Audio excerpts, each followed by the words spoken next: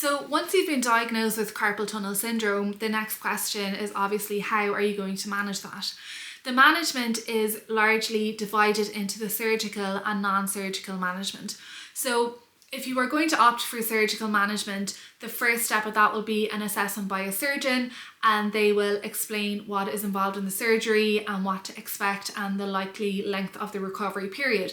But simply put, they'll be making an incision around here. There's a band of tissue going across the carpal tunnel that's essentially the roof of the carpal tunnel. They'll cut that, release the nerve, the idea being that the source of the pressure, being the carpal tunnel, has now been released or relieved. And then there will be a period of time that you will recover and hopefully your symptoms will resolve. And a form of non-surgical management might be a steroid injection into the wrist. And again, the idea here being to reduce inflammation and thereby reduce pressure and help relieve symptoms. But the non-surgical management that has the greatest amount of evidence behind it is the use of a wrist splint. Now, the idea of the wrist splint is to try to keep your wrist in the neutral position, so that'll be roughly like this or like this. In general, the wrist splint is worn at night, and this is for practical reasons in that the splint might be uncomfortable during the day, and also in a lot of people the symptoms tend to be the most severe at night, so it makes sense that it's worn at night, and the idea is that it would try to keep the wrist in a neutral position during sleep.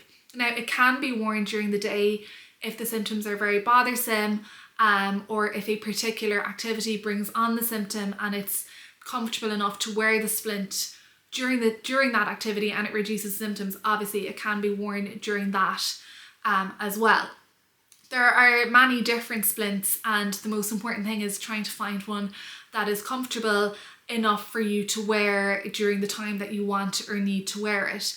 There's one small caveat with the splints, and I'll mention it more for point of information than anything else, but if you put your hand like this and then flex over your fingers, and you have a diagnosis of carpal tunnel syndrome. So if this movement triggers the symptoms after about 30 seconds, then you may ask your pharmacist for a splint that goes up to here.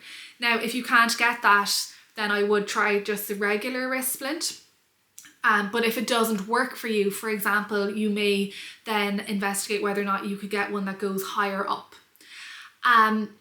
The other main parts of non-surgical management are really activity or lifestyle modification during the day. Now, this may not be realistic or practical based on the occupation and what triggers the symptoms, but if there are things during the day that do trigger symptoms where the splint is comfortable enough to wear and doesn't impede the action too much, then that might be something worth considering.